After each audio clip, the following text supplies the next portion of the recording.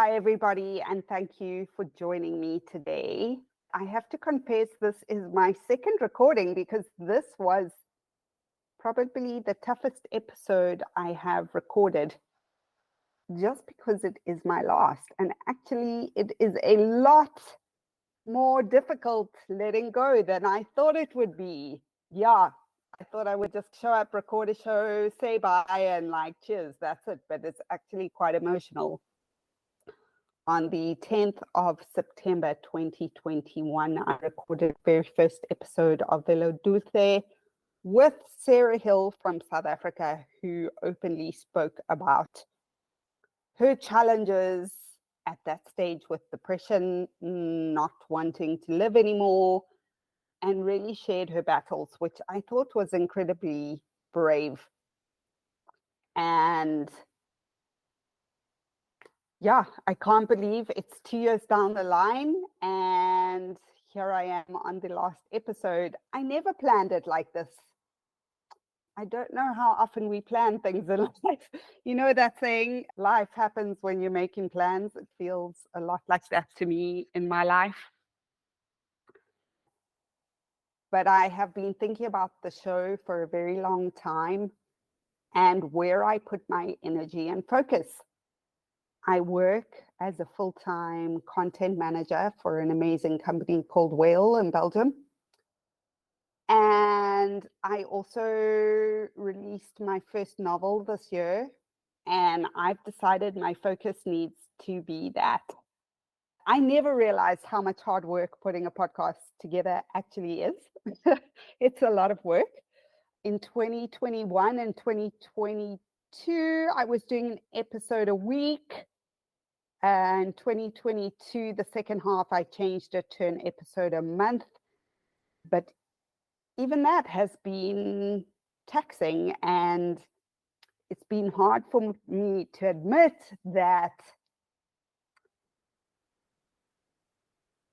it's not where I want to focus my energy, and that I don't have the time to do everything brilliantly. That's a difficult admission, especially for me, but it was a necessary one. And I'm incredibly grateful to every single one of the women who have been on the show. You have shaped me. I have no doubt you have shaped the lives of others. You have been brave beyond belief, beyond sometimes my own imagination of what is possible. And I thank you from the bottom of my heart. You were not paid. You did not have to give of your time for the show, and yet you shared openly. And for that, I am forever, ever grateful. Yeah, I'm going to try not to cry my way through the show. Let's keep it together, Steingold. Let's keep it together. So yes, I want to focus on my writing and focus on my novel. As I say, I work full-time as a content marketing manager, which I love, and have released my novel. And outside of that, ride my bicycle and see my friends and have a motorbike. And there is just not enough hours in the day for me. So what did I learn over the 2 years? I'm sure each of you, if you have listened to the show before, you have learned various things from various women. I started the show because in 2021, I was in an incredibly challenging year of my life. I had moved to Spain. I didn't speak Spanish. I couldn't find work. I was battling in so many areas, and I rode my bicycle a lot, and I reflected a lot. And I thought, if I can tap into the greatest human spirits, then maybe some of that will transfer to me and I can use it and shift my life.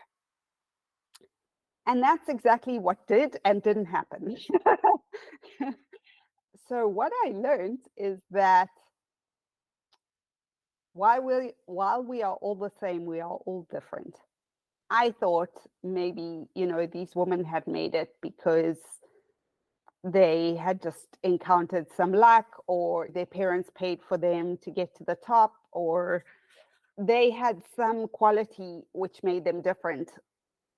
What transpired is that actually each and every single woman I spoke to had a challenge and had to embrace that challenge and find their way through it. And it was messy and dark at times. Cherise Willett lost her husband. Yeah, just the stories that came out of the past 2 years. Velo Dulce, who's one of the most prolific mountain bikers on the circuit today, couldn't find sponsorship. We spoke about Sarah Hill, who went through a very dark time in her life. Jenny Green, who was diagnosed with Lyme disease. Faranak Partoazad, who is Iran's female mountain bike champion and has gone through so much just to earn that status, be far beyond what any one of us could imagine. And what I found is that these women didn't necessarily have special qualities. They just harnessed certain qualities like grit, like knowing when to keep going, like knowing when not to keep going. And as in the case of Ariane Luti, who has dealt with some very severe health challenges and has now used that to create a charity and start empowering other athletes. So everyone had their story. And what I found is that I wasn't that different from these women, and neither of you. It's not that any of those spaces were disallowed to us. It's that we didn't necessarily choose them. And what I really learned is that it's hard no matter where you are. I thought the life of a pro cyclist before I started doing this podcast.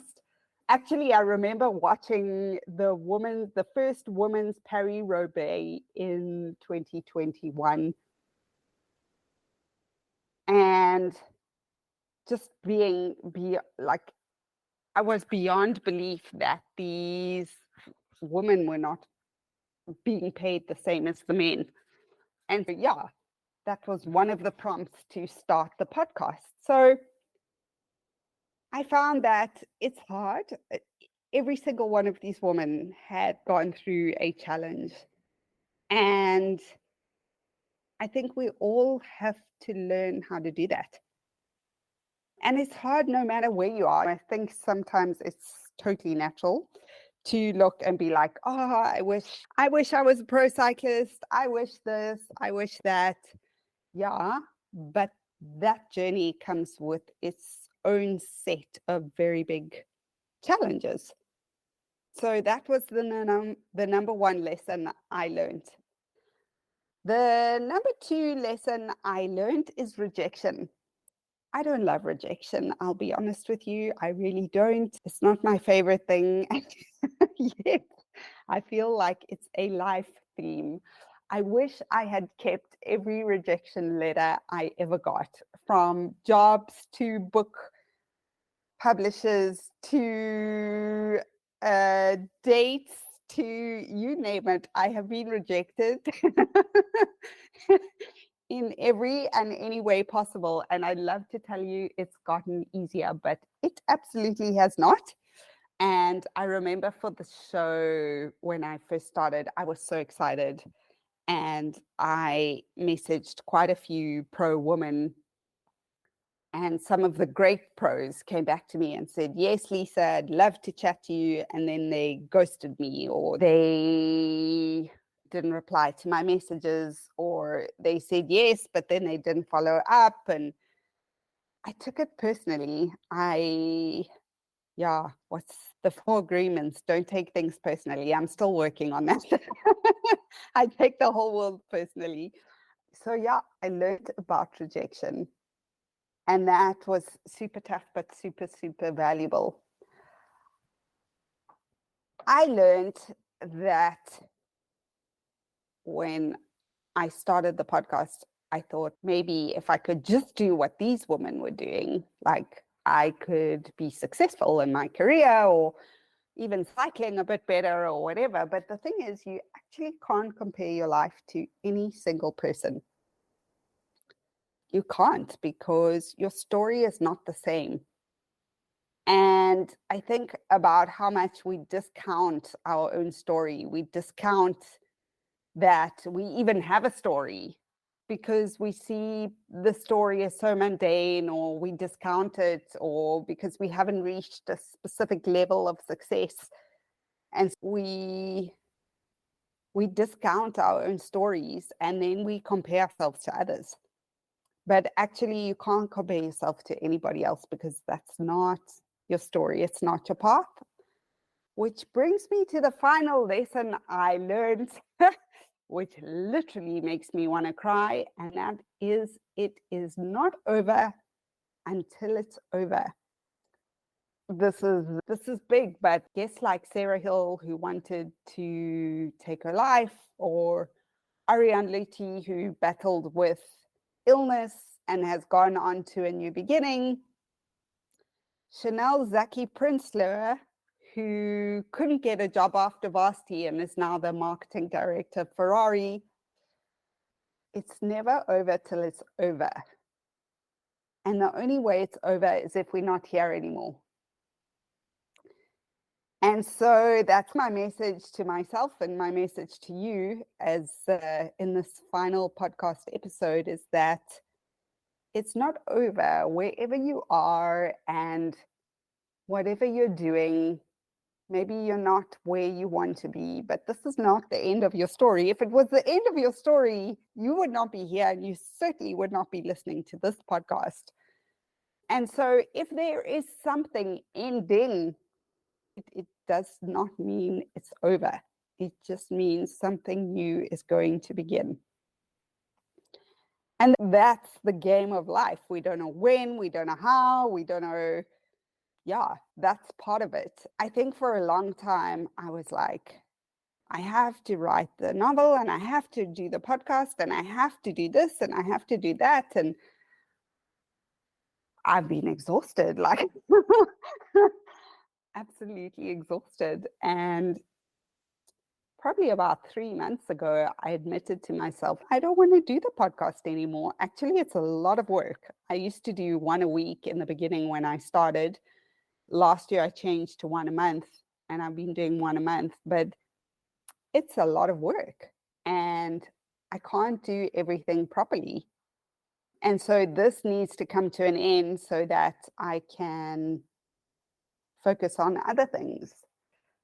And so today's episode is not a massively long episode. I just really wanted to acknowledge and thank the guests on the show. None of them were paid.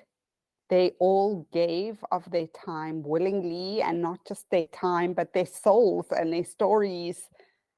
And that is a gift. To give of yourself to the world is the most incredible gift. And I can tell you for a fact that every single one of these women who I have had on the show is exceptionally busy in their own lives. They have so much going on, and they don't have time to do a 45-minute podcast recording, but they did it anyway. And I really want to thank each and every one of them for being on the show. You gave of your souls, you gave of your spirit, you gave of your journey, and you shared, and I thank you. And I want to thank you, the listener, because without you, there would not have been a show, and there was. So thank you. Thank you for listening to the show for 2 years, or however long you've been listening for. Thank you for your support. Thank you for your messages on social media. Yeah. And I want to end by summarizing the lessons. One, it's always hard, so choose your hard. You can't compare your life because everyone is fighting a battle you know nothing about. And you have to walk your own journey. And if you can, although I haven't mastered this, learn to take rejection, or practice it anyway. the last one is, it's not over until it's over. And I really want to thank you for listening. I want to thank you for being part of my journey. Please feel free to keep in touch. I wish each and every one of you a very blessed path forward. Yeah. And when we see each other on the road, there's a saying in Spanish, que suerte tenemos que cruzarnos el camino. It's like how blessed we were to cross each other on the road. Yeah, pretty cool. Thank you, everybody. Hasta luego. And see you on the road.